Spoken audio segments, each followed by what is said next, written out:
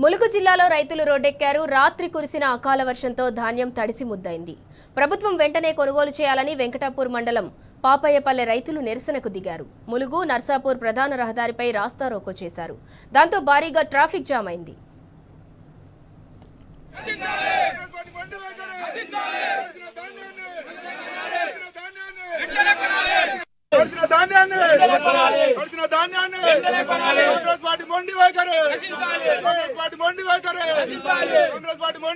మంత్రి సీతక్క వర్షాలకు ధాన్యం కొనుగోలు చేయక రైతులు బాగా ఇబ్బంది పడుతున్నారు. వెంటనే గవర్నమెంట్ స్పందించి ధాన్యాన్ని కొనుగోలు చేసి సహకరించాలి. మిల్లర్లు సిండికేట్ అయ్యి మమ్మల్ని ఇబ్బంది పెడతారు. అధికారులు మిల్లర్లు అందరు సిండికేట్ అయ్యి మమ్మల్ని ఇబ్బంది పెడతారు కాబట్టి తక్షణమే పరిష్కరించి మా సమస్య పరిష్కరించాలి. గవర్నమెంట్ తొందరగా స్పందించి తొందరగా కొనుగోలు చేయాలి తడిసిన ధాన్యాన్ని. ఎకరానికి వడ్లు తక్కువ పడినాయి. 10 కిలో కటింగ్ అని వాళ్ళు రైస్ మిల్లర్లు అంటున్నారు.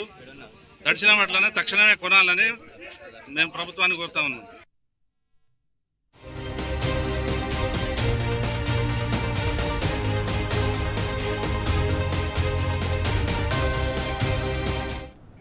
ఇక ఇదే అంశానికి సంబంధించి మరింత సమాచారం మా ప్రతినిధి రవికాంత్ అందిస్తారు. రవికాంత్, ఇవాళ రాష్ట్రంలో ఎక్కడ చూసినా కూడా అన్నదాతలు రోడ్ల మీదకి వచ్చి వాళ్ళ నిరసనను వ్యక్తం చేస్తున్నారు. ఇప్పుడు తాజాగా ములుగు జిల్లాలో కూడా ములుగు నర్సాపూర్ ప్రధాన రహదారిపై రైతులు రోడ్డుపై వచ్చి కూడా వాళ్ళ నిరసనను వ్యక్తం చేస్తున్నారు. ఎందుకు అధికారులు ధాన్యాన్ని కొనుగోలు చేయటం లేదు? రీజన్స్ ఏం చెప్తున్నారు అధికారులు? ఇందులో నెల రోజులు అవుతా ఉంది. మార్చి చివరి వారం నుంచి కూడా ఉమ్మడి వరంగల్ జిల్లాకు సంబంధించి కోతలు ప్రారంభమవుతాయి. అవన్నీ కూడా ఐకేపీ సెంటర్ల దగ్గరకు వచ్చే పరిస్థితి ఉంటుంది. మార్చి చివరి వారం నుంచి కూడా ఇప్పటి వరకు ఎక్కడా సక్రమంగా ధాన్యపు కొనుగోలు జరగడం లేదు. మరోవైపు అకాల వర్షాలు రైతులను ఆగం చేస్తున్న సందర్భం అయితే మనం ఇప్పుడు స్పష్టంగా కనిపిస్తా ఉంది. పొద్దంతా ఆ ధాన్యాన్ని ఆరబెట్టుకోవడం, సాయంత్రం వర్షాలు పడడం, మళ్ళీ ఆ ధాన్యం ఏదైతే నీళ్ళలో కొట్టుకపోకుండా, ఆ వర్షపు నీటిలో కొట్టుకపోకుండా ఆ తాత్పాలినలు వాళ్ళే సిద్ధం చేసుకుంటారు. ముఖ్యంగా ప్రభుత్వం నుంచి అక్కడటువంటి జిల్లా యంత్రాంగం తార్పాలీలు కావచ్చు, బాటాలు కావచ్చు, రైతులకు కావాల్సినటువంటి అవసరాలను ప్రభుత్వం తీర్చాల్సి ఉంటుంది. కానీ ఆ అవసరాలు తీర్చడంలో కావచ్చు, రైతులను పట్టించుకోవడంలో ఇవాళ రాష్ట్ర ప్రభుత్వం పూర్తిగా విఫలమైందని మనం అర్థం చేసుకోవాల్సి ఉంటుంది. దానికి ప్రత్యక్ష ఉదాహరణే ఇవాళ ములుగు నియోజకవర్గం. అంటే సీతక్క, మంత్రి సీతక్క సొంత నియోజకవర్గంగా ఉంటుంది.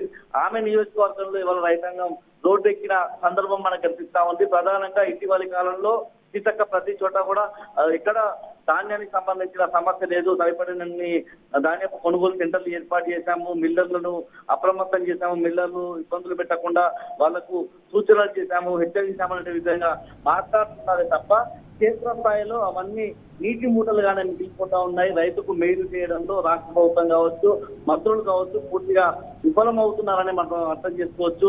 దానికి ప్రత్యక్ష ఉదాహరణ ఇవాళ వెంకటాపూర్ మండలం పాపయ్యపల్లి గ్రామానికి సంబంధించిన రైతాంగం అంతా కూడా ఇవాళ రోడ్డెక్కిన సందర్భం మనకు కనిపిస్తా ఉంది. పూర్తిగా రైతాంగం తమ వ్యవసాయానికి సంబంధించినటువంటి పంట ఉత్పత్తి వచ్చిన సందర్భంలో దాన్ని అమ్ముకోవాల్సిన పనుల్లో ఉండాల్సిన రైతు ఇవాళ ధర్నాలు, రాస్తారోకోలకు దిగుతున్న సందర్భం మనకు కనిపిస్తా ఉంది. ములుగు నర్సాపూర్ రహదారి మీద పెద్ద ఎత్తున ట్రాఫిక్ జామ్ కూడా అయింది. రైతాంగం అంత ఆగ్రహంతో ఉన్న సందర్భం అయితే మనకు కనిపిస్తా ఉంది. ఇటీవల కాలంలో 2-3 రోజుల నుంచి ములుగు జిల్లాకు సంబంధించి పూర్తిగా వర్షాలు కురుస్తా ఉన్నాయి. ఇంకా కోతకు రాని పంటలకు సంబంధించి ఆ వడగండ్ల వాన, ఈదురుగాళ్లతో వచ్చినటువంటి వాన వల్ల ఆ పంట అంతా కూడా ఒరిగిపోవడం వల్ల ఆ గింజలన్నీ కూడా నేలలారిపోతా ఉన్నాయి. ఆ వచ్చినటువంటి కొంత దిగుబడికి సంబంధించి ఏదైతే సరైన చర్యలు లేక పూర్తిగా రైతాంగం తీవ్ర ఇబ్బందులు ఎదుర్కొంటా ఉన్నారు. మరోవైపు ఆ తాలు తరుగు అనే విషయంలోనూ కోతలు పెడతా ఉన్నారు, మమ్మల్ని ఇబ్బందులకు గురి చేస్తా ఉన్నారు అన్నటువంటి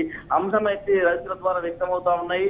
ఇప్పటికైనా అక్కడ స్థానిక ఎమ్మెల్యే, మంత్రి సీతక్క చొరవ తీసుకోవాలి, మమ్మల్ని మా కష్టాలను అర్థం చేసుకొని వెంటనే ధాన్యం కొనుగోలు జరిగే విధంగా చర్యలు తీసుకోవాలని డిమాండ్ చేస్తా ఉన్నారు. మామూలుగా వర్షాకాలం సీజన్ గురించి మనం చూసినట్టయితే తేమ శాతం తగ్గడానికి మాయిశ్చర్ రావడానికి అంటే 17% మాయిశ్చర్ రావడానికి వర్షాకాలం అయితే ఆ వాతావరణంలో ఉన్నటువంటి తేమ వల్ల ఇతర కారణాల వల్ల అప్పుడు ఆ ధాన్యం నిలబడడం కావచ్చు, ఆ ధాన్యం మాయిశ్చర్ రావడానికి సమయం పడుతుంది. ఎండాకాలం కాబట్టి తీవ్రమైన ఎండలు కొడతా ఉన్నాయి, పుట్టంతా కూడా ఎండలు కొడతా ఉన్నాయి కాబట్టి 1 రోజు 2 రోజుల్లోనే ఆ పంట అంతా కూడా ఆరిపోయే పరిస్థితి ఉంది. కానీ వారం రోజులు 10 రోజులు 2 రోజుల వరకు కనీసం వాళ్ళకు నెంబరింగ్ కూడా రావడం లేదు, బిల్లులు కేటాయించడం లేదు.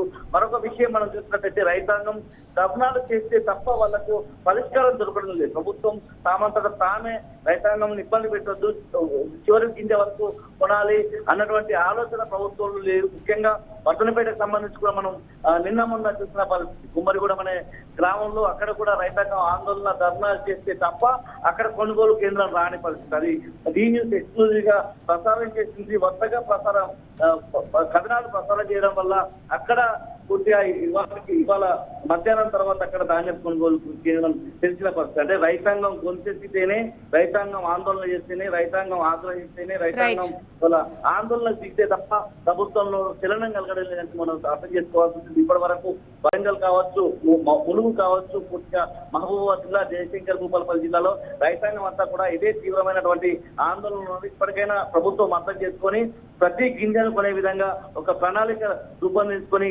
త్వరితగతిన కొనాల్సిన అవసరం మాత్రం ఖచ్చితంగా కనిపిస్తాం. Right, thank you Ravikanth.